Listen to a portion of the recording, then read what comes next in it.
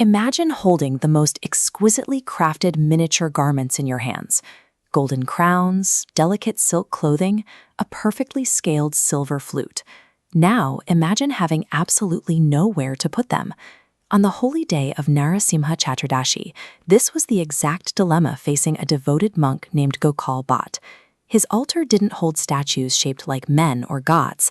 Instead, he worshipped 12 perfectly round, featureless Shaligram stones. No arms for the bracelets, no head for the crown. Gopal was heartbroken.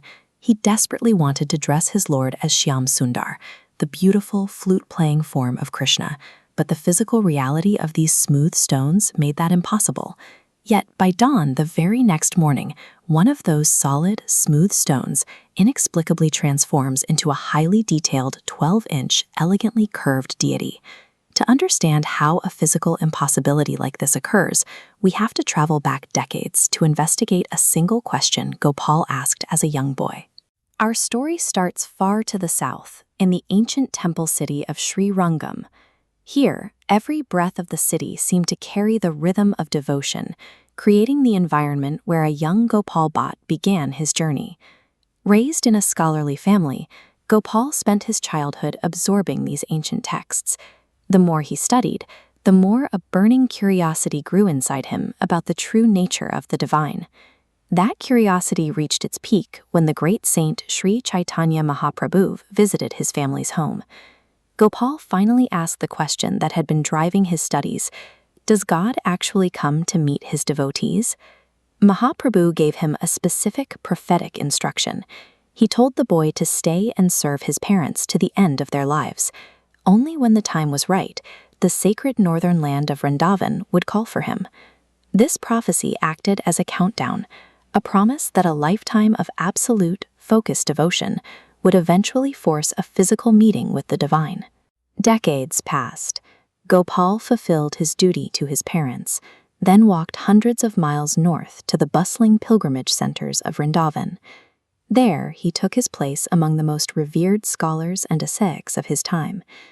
Eventually, he traveled even further north into the harsh, remote expanse of the Gandaki River Valley in Nepal. He was searching the waters for a physical anchor for his daily meditation. While dipping his pot into the freezing water, 12 round Shaligram stones plunged directly into his vessel, defying the current. He poured them back, but they entered the pot again, and then a third time. He had been chosen. Gopal carried these abstract stones back to Vrindavan and worshipped them with total dedication. But his heart still longed for a face to look at and a personal form to dress. Which brings us back to the night of Narasimha Chhatradashi. Gopal is sitting before those 12 formless stones, weeping because he cannot dress them in the garments he was just gifted. To understand his prayer, consider the holiday's logic. On one side, Narasimha bursts from a solid pillar to protect his devotee. On the other, Gopal's featureless stone. He poses a challenge. If God can tear through marble, why can't he emerge from this sacred stone? Is his love somehow less than Prahlad's? This was a profound intellectual argument. Gopal was demanding that if the laws of divine love are truly absolute, then the physical form of reality must bend to accommodate them.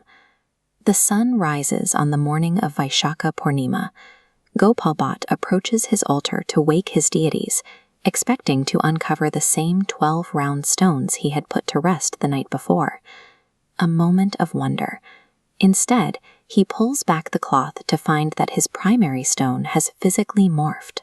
It is now Shri Radha Raman, a black stone deity perfectly proportioned to hold that silver flute and wear that golden crown. What he was looking at is known as Swayambhu, or self-manifested. No chisel ever touched it. No human hand shaped the stone.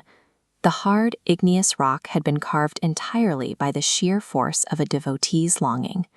Gopal's childhood question from Sri Rangam found its resolution in this moment. When the love is pure enough, the divine reshapes its physical form to accept the devotee. Tell us your thoughts on this story of devotion in the comments below.